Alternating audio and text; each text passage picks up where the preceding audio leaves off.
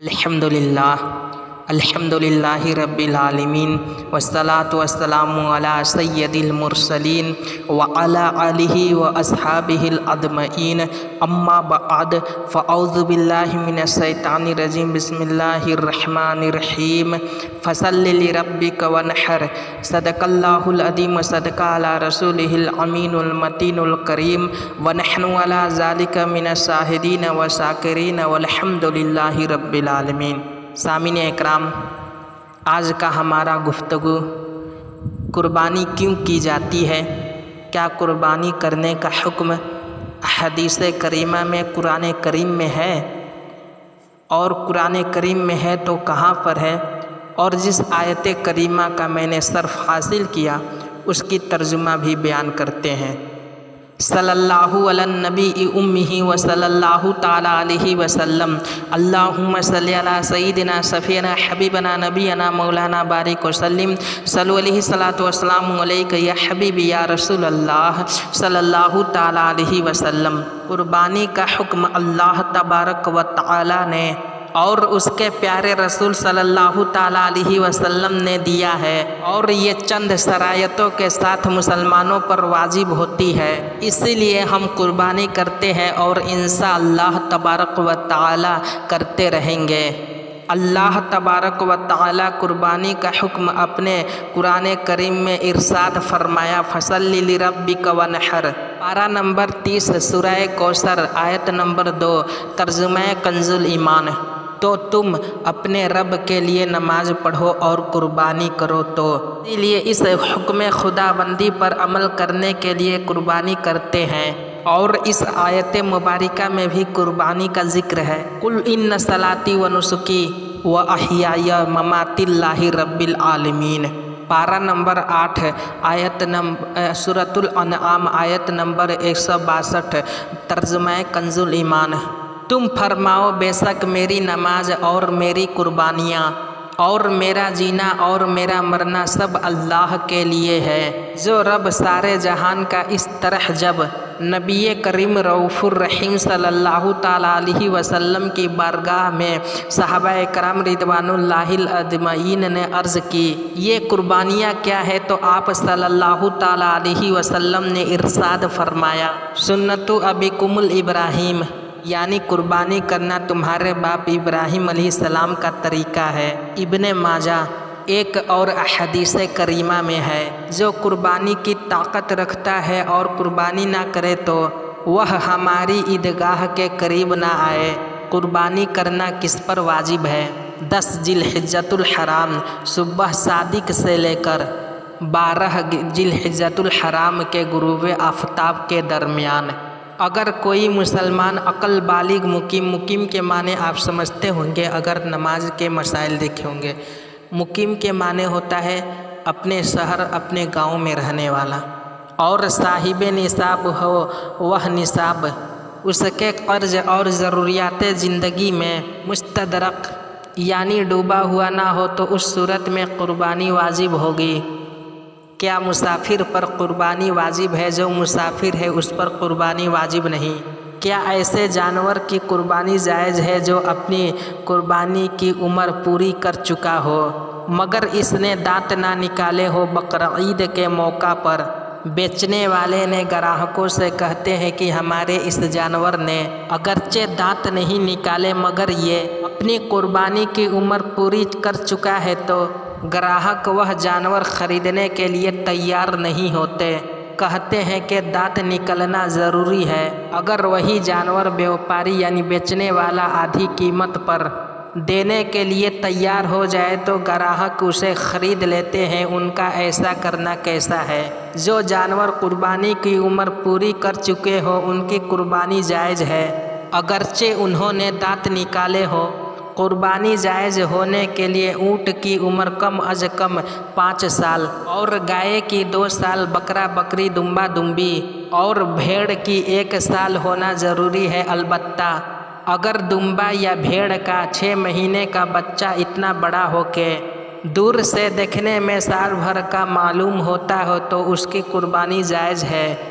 याद रखें कि कुर्बानी जायज़ होने के लिए जानवरों का उम्र पूरी होना ज़रूरी है।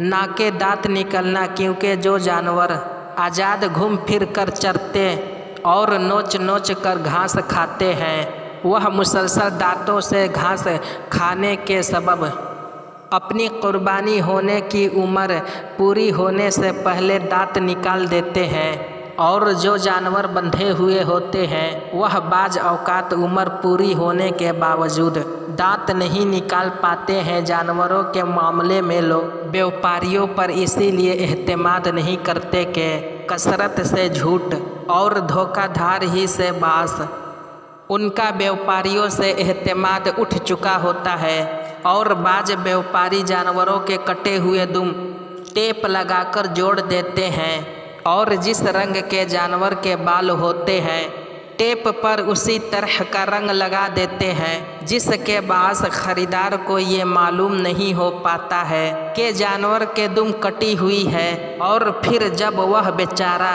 उसे घर ले जाकर दुम से पकड़ता है तो दुम निकलकर उसके हाथ में आ जाती है। इस तरह बाज़ व्यापारी जानवरों के दांत दिखाते वक्त भी धोखाधड़ी ही से काम लेते हैं।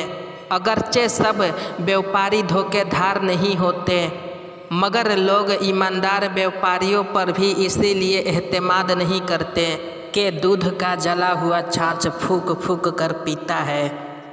अगर व्यापारी ईमानदार और नेक आदमी है, ईमानदार से मुराद ईमान रखने वाला, और वह कहता है कि जानवर की उम्र पूरी है, ग्राहक को उस पर एहतमाद है कि वह जानवर की उम्र बताने में झूठ नहीं बोल रहा हो, तो उस सूरत में अगर ग्राहक ने उससे जानवर खरीद कर कुर्बानी कर ली तो कुर्बानी हो जाएगी, अगरचे उसकी दांत ना निकली हो।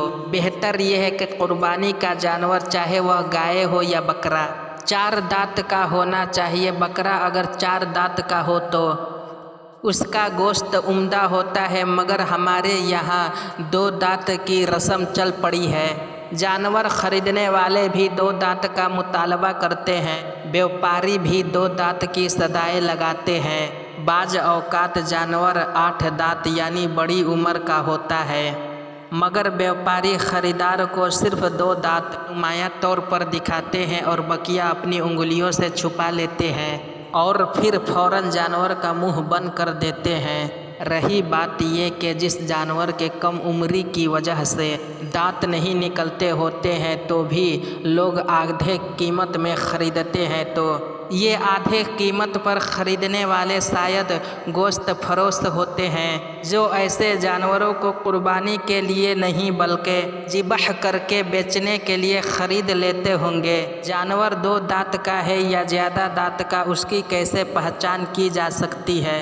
जानवर 2 दांत का है या ज़्यादा दांत का, उसकी पहचान ये है कि जो दांत अच्छी तरह नहीं निकले होते वह सारे एक लाइन में छोटे से सफ़ेदी की तरह नज़र आते हैं, और जो दांत निकल चुके होते हैं वह उस सफ़ेदी से थोड़ा हटकर उभरी हुई जगह से निकलते हैं और चौड़े होते हैं, उन पर कुछ पिलाहट सी होती है। अगर जानवर 8 दांत का बिल्कुल ज़ईफ़ है तो उसके 8 दांत एक ही लाइन में नज़र आएंगे और उन पर पिलाहट भी दिखाई देगी।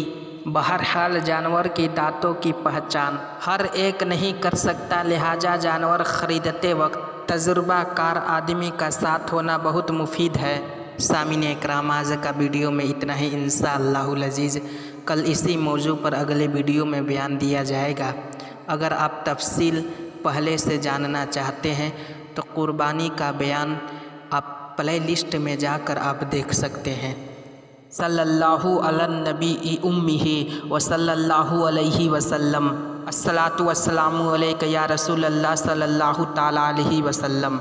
बिरादरान मिल्लत इस्लाम, जैसा कि आप तमामी हजरात को मालूम है कि हमारे चैनल पर हर रोज़ वीडियो डाली जाती है जो कुरान व हदीस के रोशनी पर होता है।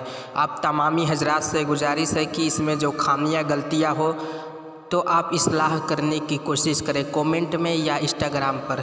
इंस्टाग्राम आईडी अब्दुल गनी कादरी रज़वी है, इसलिए कि हम लोग भी अशरफुल मखलूक़ात है, हमारा ज़ुबान भी फिसल सकता है। और जो हजरात हमारे चैनल को पहली मर्तबा देख रहे हैं उनसे गुजारिश है कि हमारे चैनल को सब्सक्राइब और लाइक और कमेंट करें। जो भी सवाल हो इंशाअल्लाहुल अज़ीज़ अगले वीडियो में जवाब दिया जाएगा।